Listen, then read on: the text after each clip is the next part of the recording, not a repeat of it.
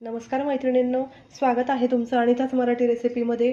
आज मी तुम्हाला कुरकुरीत असे कांदा भजी कसे बनवायचे ते मी तुम्हाला आज दाखवणार आहे।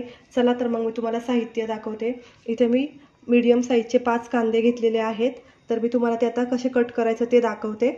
आणि इथे मी 1 वाटी बेसन घेतलेलं आहे। बेसन आपल्याला लागेल तसं वापरायचं आहे। तर इथे आपण कांदा कट करून घेणार आहोत। असं मधून कांदा कट करायचा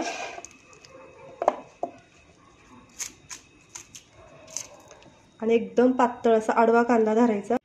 तर आता अगदी पातळ असा कांदा आपल्याला आडवा धरून कट करायचा आहे। दाखवते मी तुम्हाला। अशा पद्धतीचा कांदा आपल्याला कट करायचा, एवढा पातळ। हे बाकीचे कांदे मी सगळे कट करून घेते। तर इथे आपला कांदा सगळा कट करून झालेला आहे। आता आपण सगळा हा एका भांड्यामध्ये असं सुट्टा सुट्टा करून घेणार आहोत। सगळा मोकळा करून घ्यायचा आहे कांदा।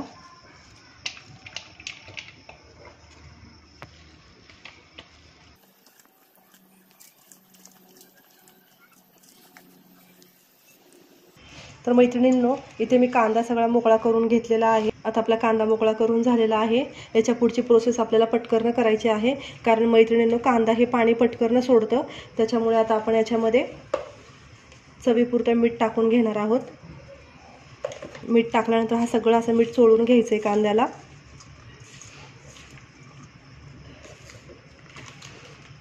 त्याच्यानंतर 1 टेबलस्पून मी काश्मीरी मिरची पावडर टाकणार आहे। ते हे कांद्याला सगळं चोळून घ्यायचं असं। तर आपलं मिरची पावडर आणि मीठ आपलं मिक्स करून झालेलं आहे।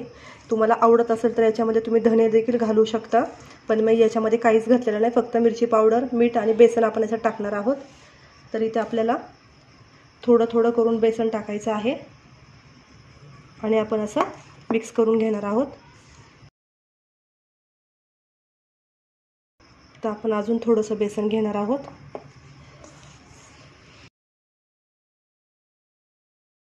तर इथे आपण 2 वेळा बेसन घेतलेलं आहे। अजून एकदा मी थोडंसं बेसन घेणार आहे आणि आपल्याला हलक्या हाताने असं मिक्स करायचं आहे मैत्रिणींनो। आता आपल्याला या स्टेजला अगदी थोडंसं हातावरती पाणी घ्यायचं आहे आणि कांद्यावर असं थोडंसं पाणी घेऊन शिंपडायचं आहे आणि परत एकदा सगळं मिक्स करून घ्यायचं आहे। आता इथे आपल्याला अजून थोडंसं बेसन घ्यायचं आहे। आपलं सगळंच बेसन मी इथं घेतलेलं आहे आता। तर मला 5 कांद्यासाठी इथं 1 वाटी बेसन लागलेलं आहे। परत एकदा आपल्याला 2 टेबलस्पून पाणी घ्यायचं आहे। इथं अगदी थोडंसं पाणी घ्यायचं आहे, ते याच्यावरती शिंपडून घ्यायचं आणि परत एकदा हे सगळं मिक्स करायचं। तर बघू शकता मैत्रिणींनो, इथं आपलं कांदा आणि पीठ सगळं मिक्स करून झालेलं आहे। अशी कन्सिस्टन्सी आपल्याला पिठाची हवी आहे। आता आपले भजी तेलात सोडण्यासाठी तयार आहे। यावेळेस पण आपल्याला थांबायचं नाही आहे, पटकन भजी तेलामध्ये सोडायचेत, कारण कांदा आणि मीठ लगेच पाणी सोडतं। त्याच्यामुळे मी इथं गॅसवरती तेल गरम करायला ठेवलेलं आहे। आता आपण त्याच्यामध्ये भजी सोडून घेऊया। तर आपलं तेल इथे गरम झालेलं आहे। मीडियम गॅसवरती मी तेल गरम करायला ठेवलं होतं। आता आपण याच्यामध्ये भजी सोडून घेणार आहोत। इथं मी हाताला थोडंसं पाणी लावून घेते आणि इथं भजीचं पीठ घेणार आहे। अगदी थोडे थोडे घेऊन असे आपल्याला भजी सोडायचे आहेत।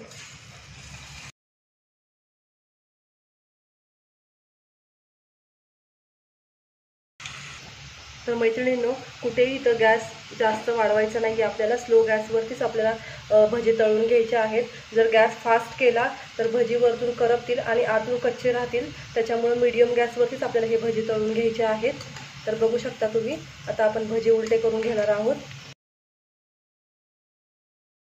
तर बघू शकता मैत्रिणींनो, मीडियम गॅसवरती आपले भजी इथं तळून झालेले आहेत। आता आपण हे भजी काढून घेणार आहोत।